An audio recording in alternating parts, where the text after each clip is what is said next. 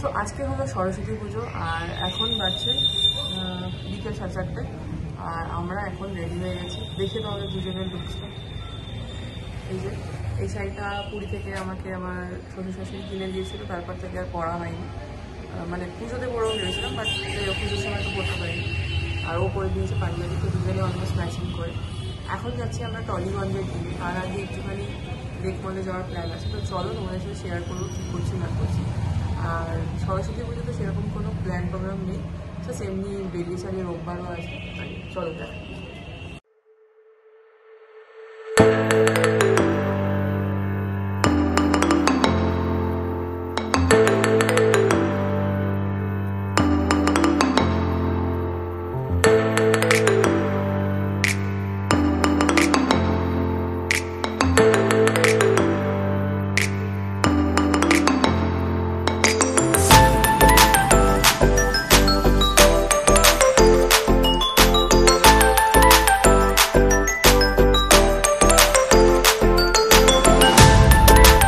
দেখতেই পাচ্ছ গোটা রাস্তায় সরস্বতী পুজোর ভাইব রয়েছে, সবাই শাড়ি পাঞ্জাবি, এই বাচ্চাগুলোও কিন্তু বাদ যায়। এরপর আমরা পৌঁছে গেলাম লেক মলে, আর লেক মলে কিন্তু বেশ ভালোই ক্রাউড ছিল। লেক মলে পৌঁছে কিন্তু আমাদের কিছু কাজ ছিল, সেগুলোর জন্যই মেনলি আমরা লেক মলে গেলাম। তো লেক মলে বেশ সবাইকে দেখতে পেলাম সুন্দর করে সেজে গুজে শাড়ি পাঞ্জাবি পরে ঘুরে বেড়াচ্ছে, আর আমরাও একটু একটু করে ভিডিও করে নিলাম। আর আমরা মেনলি কিছু শপিং করার ছিল, সেটা করতেই গেছিলাম।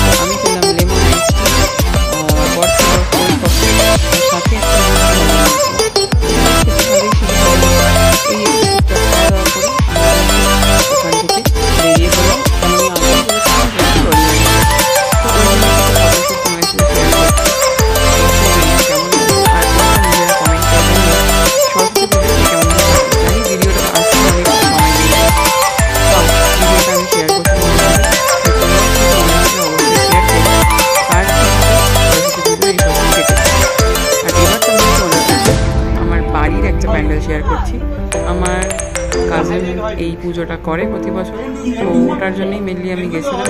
দেখলাম এরকম সুন্দর সাজিয়েছে খড় দিয়ে, আর এরকম লাইটিংও রয়েছে। তো আমি যেহেতু রাত্রে গেলাম, অ্যাকচুয়াল মায়ের কালারটা বুঝতে পারিনি। যাই হোক, তারপরে আমাদের পাড়াতেই একটা এরকম পুজো আয়োজন হয়েছিল এবার। এই পুজোটা বরাবরই বড়ই হয়, কিন্তু এবছর থিমের পুজো করেছিল। এত সুন্দর পুজো যেটা ছিল, মানে সরস্বতী পুজোতেও এখন থিম হয়, তো সেটা সচক্ষে একবার দেখার সুযোগ পেলাম। আর পুরো প্রপার কলকাতাতেই এরকম হয়েছে, এমন নয় কি কলকাতাতে হয় না। যাই হোক, তো তোমার সাথে শেয়ার করছি।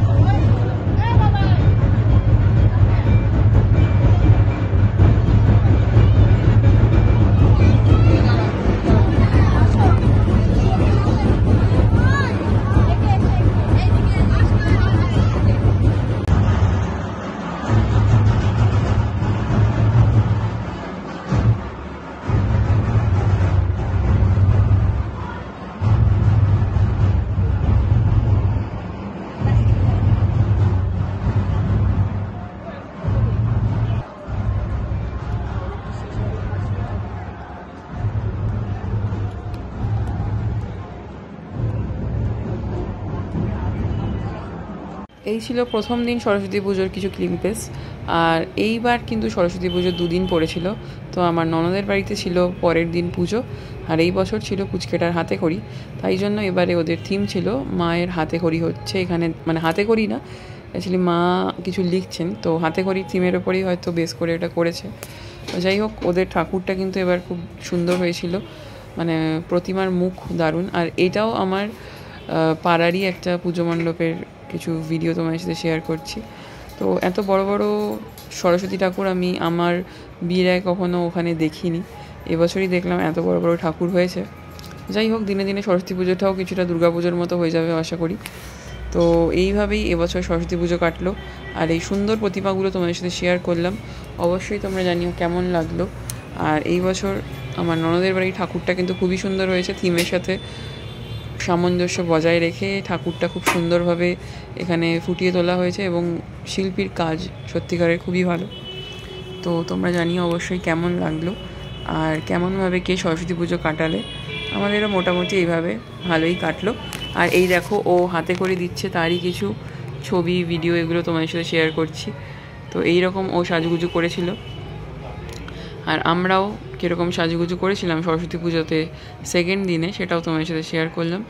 তো ননদের বাড়িতে অনেক গেস্ট এসেছিলো, ওদের রিলেটিভস বা বন্ধুবান্ধব, এইভাবে ছবি শ্যুট ফুট করে ওই দিনটা বেশ ভালোই কাটলো।